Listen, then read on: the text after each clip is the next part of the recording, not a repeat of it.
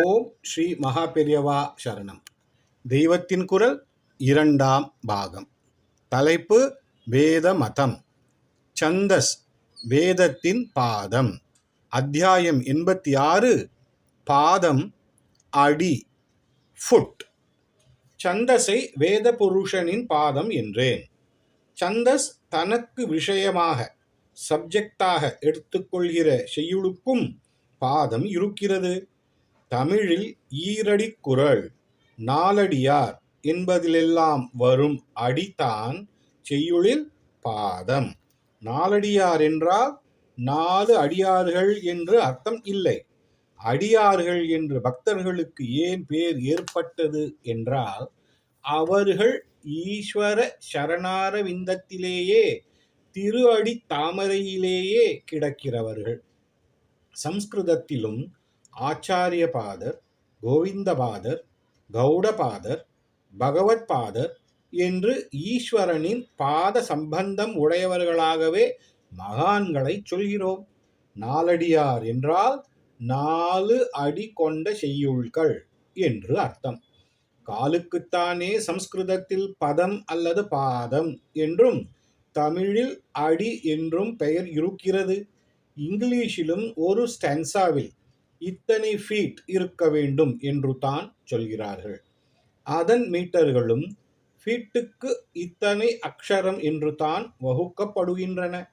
காலை குறிப்பிடும் ஃபுட் என்பது டிவிஷன் ஆஃப் எ ஸ்டான்சாவும் ஆகும். பாதம், அடி, ஃபுட் என்று எல்லா பாஷைகளிலும் ஒரே பொருள்படும் வார்த்தை செய்யுள் அளவையாக இருக்கிறது. எதில் போனாலும் இப்படி ஜன சமுதாயம் முழுவதற்கும் ஐக்கியத்தை காட்டுவது மனசுக்கு சந்தோஷமாக இருக்கிறது. இன்னொரு ஒற்றுமை கூட. இங்கிலீஷில் 12 அங்குல நீளமுள்ள அளவை ஃபுட் என்கிறார்கள். தமிழிலும் இதை அடி என்றே சொல்லுகிறோம். ஒரு மந்திரம் அல்லது ஸ்லோகத்தில் பாதம் என்பது 4இல் ஒரு பாகம். 4இல் ஒரு பாகத்தை கால் என்கிறோம். மனுஷ்ய சரீரத்தில் கால் என்கிற அங்கம் 4இல் ஒரு பங்காக, அதாவது கால் பாகமாகவே இருக்கிறது.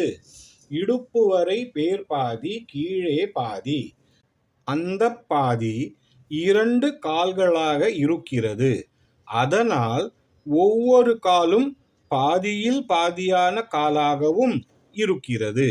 இப்படியே தான் இடுப்புக்கு அரை என்று பேர் இருப்பதும், அரைஞான் என்று இடுப்பிலே கட்டும் கயிற்றை சொல்லும்போது அரை என்றால் இடுப்பு.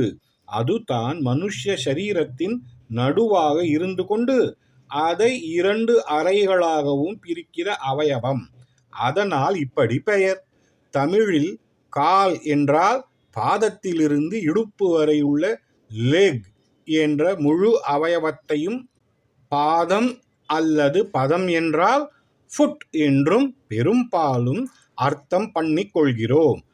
ஆனால் சில இடங்களில் மட்டும் கால் என்பதே ஃபுட் என்ற அர்த்தத்திலும் பிரயோகமாகிறது. உள்ளங்கால், புறங்கால் என்னும் போது கால் என்பது முழு லெக் இல்லை, ஃபுட் தான்.